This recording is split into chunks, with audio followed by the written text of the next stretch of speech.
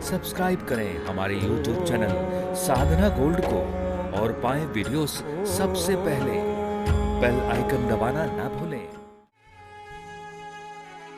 जो व्यक्ति दूसरे का धन, संतान व स्त्रियों का हरण कर लेता है, जो व्यक्ति दूसरे का धन, संतान व स्त्री का हरण कर लेता है, उसको ये लोक मिलता है जिसमें कीड़े की योनि होती है और अरबों साल तक उसको इसमें ही रहना होता है।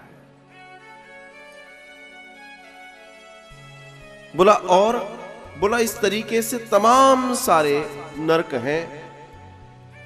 एक रौरव नाम का नरक होता है जो सब कुछ जीते जी अपना मानकर चलता है। ध्यान रखना, आपने सोचा हमने कुछ किसी का नहीं बिगाड़ा, लेकिन आपने धर्म कर्म नहीं किया वो भी चलेगा, कर्म किया वो भी। लेकिन अगर आप अंत तक ये सोचकर चल रहे हो सब मेरा ही है, मैं मेरा सब इसी में लगे पड़े हैं, और अगर आप इस मैं मेरा में हैं, सिर्फ सब कुछ अच्छा करने के बावजूद भी, चलो मान लो आपने किसी का बुरा अच्छा नहीं किया तो बुरा भी नहीं किया, ऐसे मान लेते हैं, तो भी आपको रौरव नाम का नरक मिलेगा। क्यों मिलेगा? क्योंकि आपने जो भी कुछ भगवान का था उसको अपना मान लिया, तो आपको रौरव नाम का नरक मिलता है। इसमें आपको सफेद कीड़े बन के रहना पड़ता है और इसमें बहुत गंध होती है। एक और नरक है जिसको महारौरव कहते हैं। जो व्यक्ति किसी और की परवाह किए बिना सिर्फ अपने बारे में सोचता है। अभी मैं आपको उन नरकों की बात कर रहा हूं जो आपके हाथों से पाप नहीं होते, लेकिन आप जो बार बार सोचते हैं ना बुरा क्यों हो रहा है, हम तो किसी का कुछ लेना देना ही नहीं है, हम तो अपने घर में बढ़िया अपने दरवाजा लगा के रहते हैं। साहब, दरवाजा लगा के रहोगे तो भी तुम्हें नरक मिलेगा, लिखा है। कहने का मतलब, जो व्यक्ति किसी की परवाह किए बिना सिर्फ अपने बारे में सोचता है और सिर्फ अपना ही भरण पोषण करता है, जिसने कभी कोई दान नहीं किया, कोई धर्म नहीं किया, किसी की सहायता नहीं की, किसी के सुख दुख में साथ नहीं दिया, सिर्फ मैं मेरा घर मेरे बच्चे, मैं मेरा घर मेरे बच्चे, जिन्होंने ये किया उनको महारौरव नाम के नरक में गिरना पड़ता है। और ये नरक बहुत बहुत दयनीय होता है। इसमें कीड़े बनते तो हैं, लेकिन यही कीड़े दूसरे कीड़ों को खाते हैं। मतलब आप किसी को खाएंगे, कोई आपको खाएगा, और ये निरंतर चलता रहता है। आप सोचिए, एक नरक के बारे में चर्चा किए, कुंभीपाक नाम का नरक। कुंभीपाक पशु पक्षियों कर जो लोग मारकर खा जाते हैं। यहां तो चींटी के अंदर भी नारायण बसते हैं, तुम किसे मारोगे? किसे मारोगे? कल्पना करके देखो कि आप किसी जानवर को मार के खा जाते हो, उसका अपना परिवार है, वो भी किसी की प्रक्रिया से बाहर आया है। क्या उसकी दुआ बद्दुआ आपके साथ, आपके समीप नहीं जाएगी? आपके यहां कोई वेजिटेबल्स आते हैं, आप उसको 10 बार धोते हो, और उस जिसको आप मारकर खा जा रहे हो, आपको मालूम है उसके अंदर क्या है क्या नहीं है? You don't know. लेकिन ऐसे व्यक्तियों के लिए कुंभीपाक नाम का नरक है। मांस को क्या कहते हैं? मांस का मतलब क्या है? संस्कृत में मांस का संधि विच्छेद किया गया। मां मतलब आज तुम मुझे खा रहे हो, स मतलब कल मैं तुम्हें खाऊंगा। मांस को मांस कहते हैं। लेकिन ध्यान रखना, इन जितने नरकों की चर्चा, ये सिर्फ चर्चा नहीं है, ये सिर्फ गरुड़ पुराण का विषय नहीं है। आपको ये यही भोगना पड़ता है अपने इसी शरीर के साथ में। साहब, कई बार आप सोचते हो, अरे ये तो कौन ने देखा? सबने देखा। नहीं तो गरुड़ पुराण लीजिए, या जितने इन नरकों का वर्णन है उन सबको उठाइए और जाइए अपने शहर के बड़े अस्पताल में। आपको जले भी मिलेंगे, भुने भी मिलेंगे, घिसे भी मिलेंगे, टूटे भी मिलेंगे, आंख में जिनके रॉड चली गई वो भी मिलेंगे, जिनका हाथ तल गया वो भी मिलेंगे, जिनके पार्ट्स गल गए वो भी मिलेंगे। और ये सारी चर्चा हमारे नरकों के वर्णन में है। और आप कहते हो किसने देखा? जाओ, वहां सब मिलेगा। आपके शरीर को, मैंने कहा 2 तरह की यातना, शरीर की यातना शरीर को भोगनी पड़ेगी, आप उससे बच नहीं सकते। आपके साथ बीमारी, दुखी, एक्सीडेंट, इंसिडेंट जो भी हो रहे हैं, that is the part of your deeds, कर्मों का फल है वो, आप उससे बच नहीं सकते।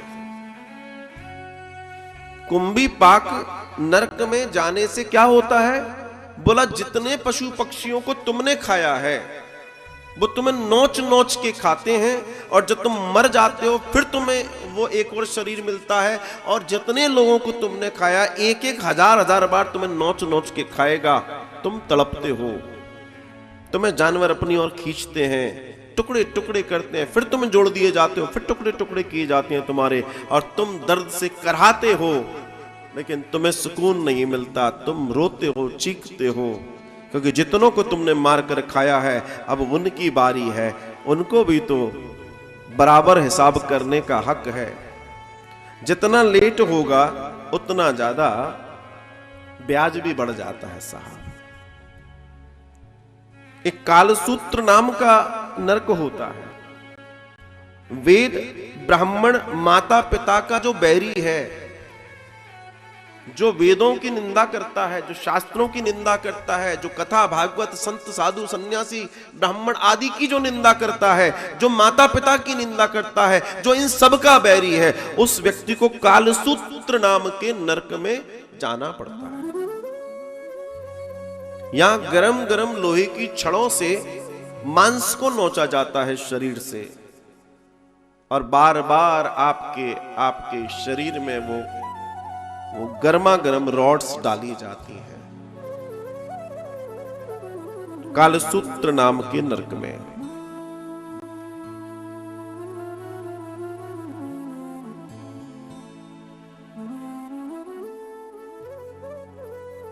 सूकर मुख एक नरक है। इसमें आपको शूकर मुख होके रहना पड़ता है। जो व्यक्ति निरपराध मनुष्य या ब्राह्मण को शारीरिक दंड देता है, बिना फिजूल के किसी को जो सताता है, उसको शूकर मुख नाम के नरक में जाना पड़ता है। और इस मुख से सिर्फ और सिर्फ वो विष्टा का सेवन करता है, गंदगी खाता है, और कुछ नहीं इसके जीवन में बचता।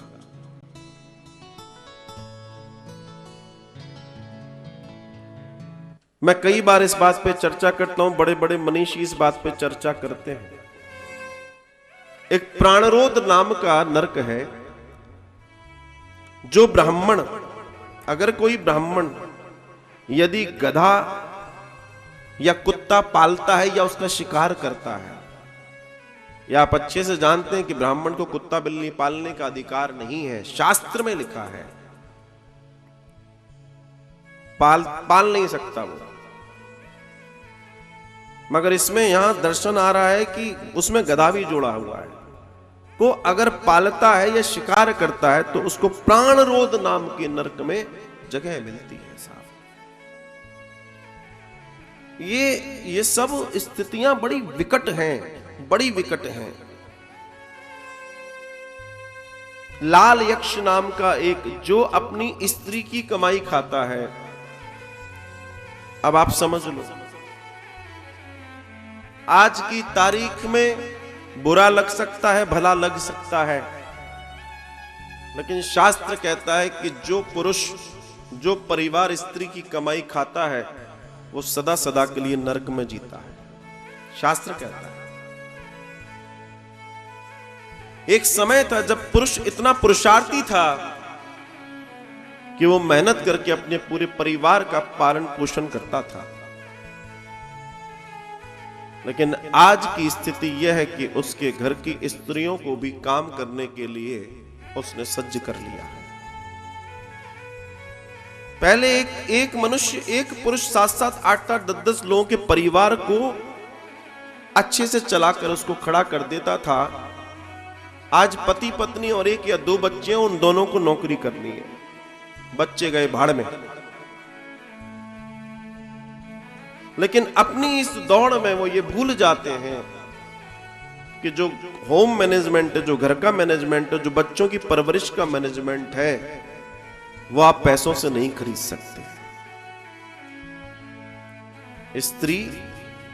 स्त्री के ऊपर हजारों ऐसे भार हैं जो पुरुष के ऊपर नहीं है। पुरुष के पास जिम्मेदारियां ज्यादा नहीं है, स्त्री के ऊपर ज्यादा है। पुरुष का तो क्या है, उसको जाना है, कमाना है, लाके दे देना, भाई घर चलाओ। लेकिन जिसको घर चलाना है उसके ऊपर अनेकों ऐसी जिम्मेदारियां हैं जो घर को बनाती हैं, जो बच्चों में संस्कार देती है। और जब संस्कार देने वाला ही भी घर छोड़ के 8-8, 10-10 घंटे घर के बाहर रहेगा तो वो घर संसार युक्त हो जाएगा। इस बात में थोड़ा सा संशय रह जाता है। और बाहर जाने पर आप शुद्ध अशुद्ध सूचित रह पाते हैं, इसमें भी संशय रह जाता है। ये बड़ी कड़वी बात है, लेकिन ये बड़ी सत्य है।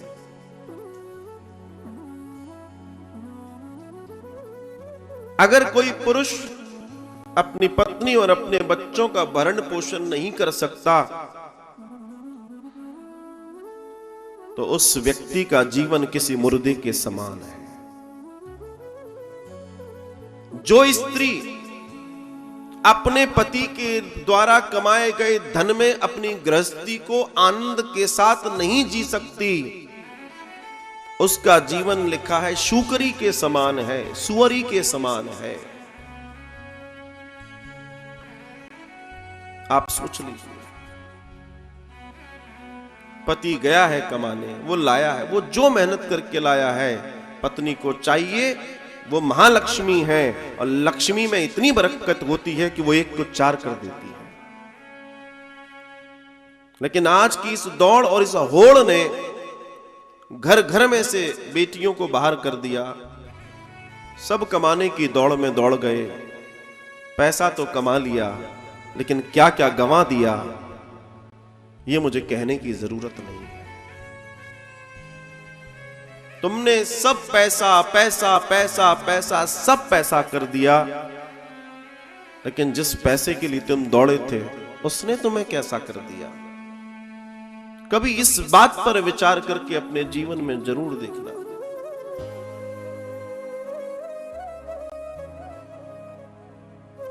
समाज जैसा था वैसा ही है, इन्हें बदला है ना बदलेगा। वही कार्य पुरुष बार जब कार्य करता है तो उसकी दृष्टि अलग होती है, जब कोई स्त्री कार्य करती है तो दृष्टि अलग होती है। एक बहुत बड़ा सर्वे आया और मैं सर्वे आपसे बताता हूं, अन्यथा मत लीजिएगा, मगर मैं इसलिए ये कहना चाहता हूं क्योंकि इस देश की पवित्रता और संपन्नता बनी रहे। और उस सर्वे ने बताया कि बाहर काम करने वाली बहन, बेटियां, स्त्रियां जो भी कार्य करती हैं, उनके ऊपर, उनके अधीनस्थ या उनके ऊपर के जो भी आधिकारिक वर्ग होते हैं, उनमें से 90% लोगों की नियत ठीक नहीं होती उनको लेकर। अब आप कल्पना करके देखिए, और उसका शिकार बहने हो रही हैं। इससे हम कैसे समाज की रचना कर पाएंगे, कैसा समाज बना पाएंगे? कल्पना कीजिए, कुछ पैसों की व्यवस्था के लिए घर छोड़ा और उसके बाद सब कुछ छूट जाता है। इस कलयुग में अपने आप को, अपने शील को बचाए रखना बहुत बहुत गंभीर मामला है। लेकिन अगर आप बाढ़ में रहेंगे, अगर आप बाउंड्री में रहेंगे, तो आपके बचने की संभावना उतनी ज्यादा है। पर यह बड़ी नाकारा वाली बात है कि पुरुष पुरुषार्थ करना छोड़ रहे हैं और स्त्रियों को बाहर काम करने निकलना पड़ रहा है। यह अपने आप में बड़ी गंभीर बात है। लिखा है कि अगर कोई पुरुष, कोई पति अपनी पत्नी की कमाई आदि में अपना जीवन यापन कर रहा है तो वो नरक भोगता है। उसको कई ऐसी योनियां मिलती हैं जो कई नरकों के साथ इतनी बड़ी बात, मतलब यह महिमा क्यों, यह महिमा की बात देखिए। स्त्री को कितना बड़ा दर्जा दे दिया गया, कितना बड़ा दर्जा है स्त्री का। यहां उल्टे तरीके से देखने का प्रयास कीजिए कि स्त्री को कमाने के लिए नहीं है, वो तो महालक्ष्मी है, वो तो घर में सजने के लिए है। उसके कल्याण की चर्चा होनी चाहिए। स्त्री को चाहिए वो अपने घर को, अपने आप को, अपनी सारी व्यवस्थाओं को इतना सुंदर बनाए, वो घर को सज्ज करके रखे। लेकिन अगर वो ये सज्जता, ये सारा कार्य नहीं कर पा रही है तो इसका मतलब ये है कि पुरुष अपने कार्य को सही से नहीं कर पा रहा है। और ये बहुत गलत है, बहुत गलत है। और ये परिणाम किसी भी समाज, किसी भी देश के लिए ठीक नहीं है। पैसा होना बुरी बात नहीं है, पैसे का सदुपयोग ना होना बुरी बात है। सदुपयोग होना बहुत जरूरी है। अपने जीवन में अगर हमने सदुपयोग नहीं किया, सदकर्म नहीं किया, तो फिर हमारा पैसा किस काम का, हमारी शोहरत किस काम की, हमारी इज्जत किस काम की, किसी मतलब का नहीं। धन कुबेरों की पेटियों में जमा धन भी अपने ऊपर धिक्कार करता है जब उसे किसी नारायण की चौखट पे किसी गरीब के उपयोग में नहीं लाया जाता। वो धन भी रोता है, तिजोरियों में बंद होकर वो धन भी रोता है, हाय हम कहां फंस गए, हमें वो गति नहीं मिल पाई कि हम किसी भगवान के दर, किसी भंडारे, किसी मोक्ष यात्रा, किसी आनंदमयी जगह पर जाकर हमारा उपयोग हो जाए। नहीं करता। व्यक्ति को आज उसको पूछो भाई कुछ सेवा कीजिए, साफ कुछ नहीं है, बहुत बुरी हालत चल रही है। लेकिन वही व्यक्ति अपने शौकों के लिए कुछ भी करने को तैयार है। ऐसे व्यक्ति को ये महारौरव नाम का नरक मिलता है। कई सारे नरकों का वर्णन है। आप बचना चाहते हैं अपने आप को तो सद्मार्ग पर लगाइए साहब। इसलिए तो मैं बार बार आपसे कहता हूं, कथा सुनिए, कथा से जुड़िए, कथा के यजमान बनिए। क्यों कहता हूं? कोई जाने अनजाने में कुछ ऐसा हो गया हो तो मुक्ति पा जाओ। क्यों? क्योंकि अगर तुम्हारे पाप का घड़ा भर जाएगा और जब तुम बिस्तर पकड़ लोगे तो उसका नुकसान किसको होगा? आप कहोगे हमें, नहीं, आपको नहीं होगा। एक अनार 100 बीमार। तब आपके बेटे की, तब आपकी बेटी की इमरजेंसी, कोई ड्यूटी होगी, कुछ होगा, कोई व्यापार होगा, कुछ होगा, और उस समय उनको छोड़ के आना पड़ेगा तो उनके लिए भी दिक्कत होगी। अगर आप चाहते हैं कि अपने जनरेशन को, अपने बच्चों को भी अगर आप सुख देना चाहते हैं तो पहली चीज भगवान से मांगिए, हंसते हंसते आए हैं, हंसते हंसते चले जाएं। भगवान एक गिलास पानी की भी सेवा न करवाना किसी से, अब वो समय नहीं रहा। अगर आप में इतनी समझ, इतनी सोच है तो आपको सत्संग से जरूर जुड़ना चाहिए। सत्संग ही आपको नहला धुलाकर साफ सुथरा करता है।